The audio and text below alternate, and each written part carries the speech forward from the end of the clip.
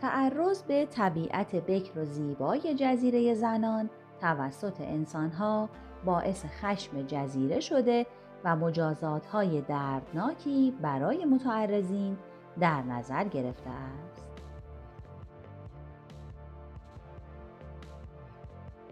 کریستوف کلمب و همراهانش که به دستور پادشاهی کاستیل اسپانیا برای رسیدن به هندوستان راهی دریا شده بودند، در سفر دوم خودشان و بعد از مدتی دریانوردی وارد دریای کارائیب شدند.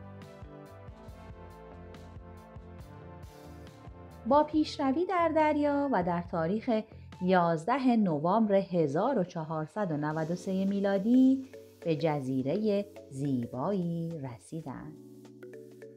آنها وقتی این زیبایی بی‌نقص را دیدند، هیجان زده شده و با سرعت به داخل جزیره آمدند. در آنجا با مناظر استثنایی و بی‌نظیری از درختان بلند و سبز و آبهای آبی و شفاف مواجه شدند. کلمب نام این جزیره زیبا را مارتینوس گذاشت.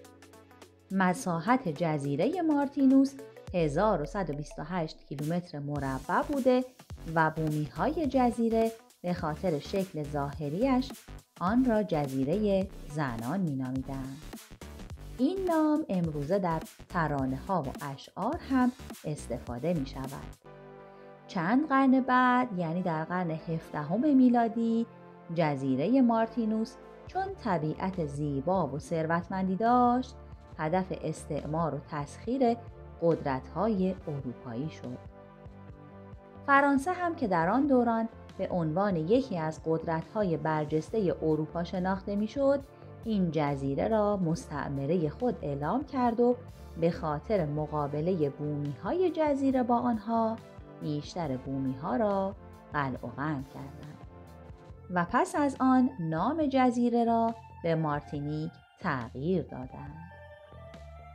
در انتهای شمالی جزیره مارتینیک شهر کوچکی به نام سنت پیر وجود دارد که در کنارش کوهی آتشفشانی به نام پله با ارتفاع 1397 متر قرار دارد. پله یک کوه آتشفشانی چینه‌ای بوده، یعنی مخروطی شکل است و از روی هم قرار گرفتن گدازه ها درست شده. شهر سنت پیر در سال 1780 میلادی حدود 9000 نفر از جمعیتش را از دست می‌دهد. در آن سال در دریای کارائیب یک طوفان سهمگین به وجود می‌آید و 90% مردم شهر را با خودش می‌برد. این تنها بلایی نیست که بر سر متعرضین آمده. پس پیش از این که به دیگر اتفاقات بپردازیم، لطفاً ویدئو را لایک کنید. در سال 1902 کوه آتشفشانی پله که سالها خاموش بود و خبری از او نبود، بیدار شد و از آن پس علائمی در طبیعت پدیدار شد که نشان می‌داد فورانی بزرگ در راه است. از دهانه آتشفشان دودی زرد رنگ بیرون می آمد که همان بوگرد بود و بوی خیلی بدی هم داشت. اما ساکنین سنت پیر به این هشدار توجهی نکردند. آنها به دوران آرامش و زیبایی آتشفشان عادت کرده بودند و فکر نمی کردند خطری آنها را تهدید کند. جالب اینجاست که حیوانات هشدارها را جدی گرفته و شروع به فرار از آن منطقه کردند. صبح روز 8 می سال 1902 مردم با لرزش زمین و صداهای وحشتناکی که از دهانه آتشفشان شنیده میشد از خواب پریدند. چیزی که خیلی هولناکتر بود این بود که هزاران حشره و مار شروع به خزیدن از کوه و زمینهای اطرافش به طرف شهر کردند و قبل از فوران آتشفشان تعداد زیادی انسان را کشتند. مردم با ترس به کوه خیره شده بودند و در دل دعا می‌خواندند. حدود 8 صبح آتشفشان فوران کرد و گدازه‌های خود را با سرعت 160 کیلومتر در ساعت به آسمان پرتاب کرد و مواد مذاب مثل باران روی سر مردم سنت پیر فرود آمدند و شهر به دمای وحشتناک 1000 درجه سانتیگراد رسید. با شروع فوران گدازه‌ها و گازهای آتشفشانی، مجسمه‌های غول‌پیکر شهر از جا کنده شدند و فقط 3 دقیقه بعد از آن شهر سنت پیر با تمام زیبایی و مردمش نابود شد. یعنی به خاطر ابرهای آتشفشانی و جو بسیار سنگین هوا، ریه‌های مردم از بین رفت و بر اثر باران گدازه‌ها همه سوختند و خاکستر شدند. در این حادثه هولناک 30,000 نفر یعنی تمامی ساکنین سنت پیر جان خود را از دست دادند.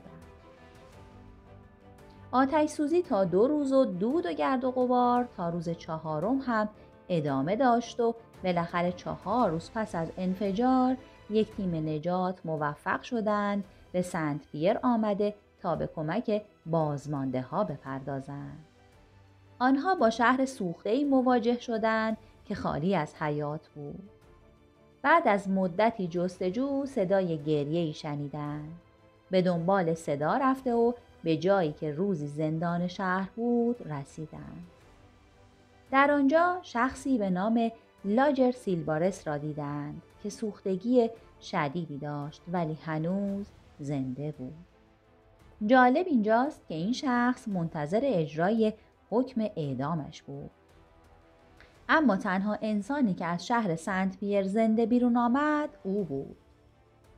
بعدها مورد بخشش قرار گرفت و لقب مردی که در روز قیامت زندگی کرده بود را به او دادند.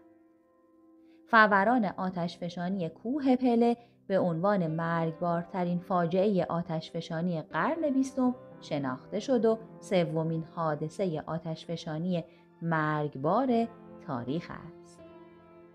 پس از گذشت مدتی آتشفشان دوباره خاموش شد و این اتفاق به داستانی برای نقل کردن تبدیل شد و زندگی در شهر سوخته سنت پیر از سر گرفته شد.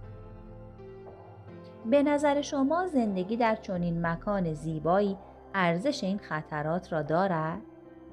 امیدوارم روزی که کوه پله دوباره شروع به فعالیت می کند زمین شناسان آماده باشند تا شاهد فاجعه‌ای مشابه نباشند. در این ویدئو راجع به نتیجه خشم طبیعت صحبت کردیم و در ویدئوی بعدی آرامش و پنهانکاری آن را به تصویر می کشیم. از اینکه تا انتهای ویدئو با من همراه بودید از شما سپاسگزارم و امید دارم از دیدن ویدئو لذت برده باشید.